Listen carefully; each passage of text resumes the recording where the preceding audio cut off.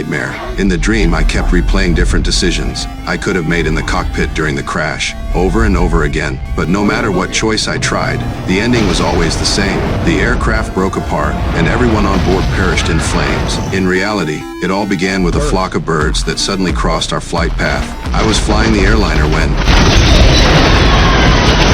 a violent impact shook the aircraft. Both engines were struck and instantly failed. From the cockpit, I couldn't see what had happened outside, but I could clearly feel the sudden loss of thrust. I made a split-second decision and attempted an engine restart, but there was no response. Moments later, the cabin lost power and the entire aircraft was plunged into darkness. In that instant, I realized how serious the situation was. I immediately started the auxiliary power unit to restore electricity to the cabin. The flight attendants began calming the passengers and reminded everyone to fasten their seat belts. Most people believed it was just a routine patch of turbulence, unaware that inside the cockpit we were racing against time. The first officer pulled out the quick reference handbook while I contacted air traffic control, requesting permission to land at the nearest airport. The tower quickly cleared all runways. Cactus 1549, if we can get it for you. Do you want to try to land runway 13? But time was slipping away fast. After only a few seconds of radio communication, our altitude had already dropped dangerously low. With more than 40 years of flying experience, I made a harsh but unavoidable decision.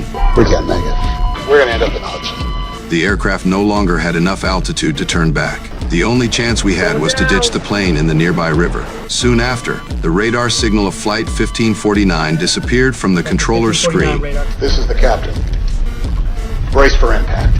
The staff in the tower fell into complete despair, tears welling up in their eyes as if mourning us, because everyone knew the grim reality. Historically, the survival rate for a water landing like this was barely 1%. By then, the aircraft was less than 50 meters above the water. We're gonna brace. I took a deep breath and relied on decades of experience to adjust the aircraft for the final angle of impact. The next second,